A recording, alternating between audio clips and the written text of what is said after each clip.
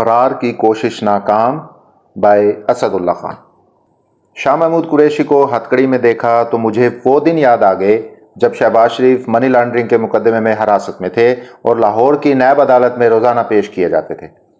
اس مقدمے میں شہباز شریف اور حمزہ شہباز مرکزی ملزمان تھے، جبکہ سی ایف او عثمان، قاسم قیوم، فضل داد عباسی اور دیگر کیش بوائز سمیت 11 شریک ملزمان تھے۔ ایک مشاہدہ میں کئی دن تک کرتا رہا کہ شہباز شریف، حمزہ اور chief financial officer Muhammad Usman کو ہتھکڑی نہیں لگائی جاتی تھی، باقی سبھی ملزمان کو ہتھکڑیوں میں پیش کیا جاتا تھا۔ مجھے یہ تفریق کئی دن تک سمجھ نہ آئی تو میں نے ایک آفیسر سے پوچھا کہ یہ کیا چکر ہے، آپ مرکزی ملزمان کو تو ہتھکڑیاں نہیں لگاتے جبکہ چھوٹے چھوٹے معاونین کو نہایت تضحیک آمیز انداز میں ایک ہی زنجیر سے باندھ کر پیش کیا جاتا ہے، کیا اس سلسلے میں کوئی قاعدہ یا قانون ہے یا نہیں؟ پولیس افسر نے جواب دیا، یہ پولیس کا ثوابدیدی اختیار ہے کہ جس ملزم کے بھاگنے کا ڈر ہو اسے ہتھکڑی لگا دی جاتی ہے، اور جس کے بارے میں یقین ہو کہ یہ نہیں بھاگے گا اسے بغیر ہتھکڑی کے پیش کیا جاتا ہے۔ اس اصول کے مطابق یقیناً شاہ محمود قریشی کو پولیس حراست سے فرار ہونے کے ڈر سے ہی ہتھکڑی لگا کر پیش کیا گیا ہوگا۔ یوں پولیس نے نہایت کامیابی سے شاہ محمود قریشی کے فرار کی کوشش ناکام بنا دی۔ پچھلے کچھ عرصے میں ہم نے کئی صحافیوں کو ہتھکڑی میں عدالت پیش کیے جاتے دیکھا ہے۔ تھوڑا ہی عرصہ پہلے کی بات ہے، اسلام آباد میں 2 نوجوان صحافیوں کو یوں عدالت میں پیش کیا جاتا تھا کہ دونوں کے ہاتھ ایک ہی ہتھکڑی سے بندھے ہوتے تھے۔ دھکم پیل میں بعض اوقات تو ڈر لگتا تھا کہ پتلے دبلے سے صحافی کی کلائی ہی جھٹکے سے نہ نکل جائے۔ اس صحافی کا ساتھی محض ساتھی ہونے کی وجہ سے گرفتار کیا گیا تھا، اس پر معاونت کا الزام تھا۔ مرکزی ملزم پر کار سرکار میں مداخلت کا الزام تھا، اور یہ بھی کہ وہ پولیس کا ایک آنسو گیس کا شیل اپنے ساتھ لے گیا ہے جسے برآمد کرنا ہے۔ قانون اس ملک میں مذاق بن کر رہ گیا ہے۔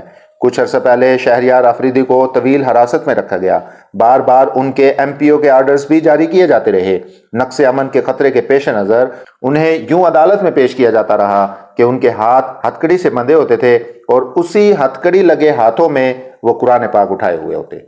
قرآن پاک کو انہوں نے کپڑے میں لپیٹ رکھا ہوتا، اسی کپڑے میں بعض اوقات ان کی ہتھکڑی بھی چھپ جاتی، مگر خود انہوں نے اپنی اس ہتھکڑی کو دانستہ چھپانے کی کوشش نہیں کی۔ راولپنڈی رنگ روڈ منصوبے میں مبینہ کرپشن کے سلسلے میں ایک اعلیٰ سرکاری افسر کی گرفتاری ہوئی تو انہیں ہتھکڑی لگا کر لاہور کی عدالت میں لایا جاتا۔ وہ اپنی ہتھکڑی لگے ہاتھ کو اپنے پاجامے کی جیب میں یوں ڈالتے تھے کہ قمیض کا دامن ہتھکڑی کو کسی حد تک چھپا لیتا۔ انہیں لگتا تھا کہ گرفتاری کی خیر ہے، لیکن ہتھکڑی ان کے لیے شرمندگی کا باعث بنے گی۔ ہم نے سندھ کے ایک وڈیرے کے بگڑے قاتل چھوکرے شاہ رخ جتوئی کو ہتھکڑی میں لے جاتے دیکھا تو موصوف نے ہتھکڑی لگا ہاتھ فضا میں بلند کر کے وکٹری کا نشان بنا رکھا تھا، اور چہرے پر بے شرموں جیسی ہنسی تھی۔ یہ ہنسی قانون کا مذاق اڑا رہی تھی، دنیا کو بتا رہی تھی کہ میں طاقتور ہوں، کوئی بھی میرا کچھ نہیں بگاڑ سکتا۔ پھر وہی ہوا، وکٹری کا نشان بناتا یہ ہاتھ ہتھکڑی سے آزاد ہو گیا، قانون ہار گیا، قاتل جیت گیا۔ اب سوال یہ ہے کہ ہتھکڑی شرمندگی کا باعث ہوتی ہے یا نہیں؟ اس سوال کا سادہ سا جواب یہ ہے کہ مجرم کے لیے یہ شرمندگی کا باعث ہوتی ہے، لیکن شاہ محمود جیسے لوگوں کے فخر میں یہ اضافہ ہی کرے گی۔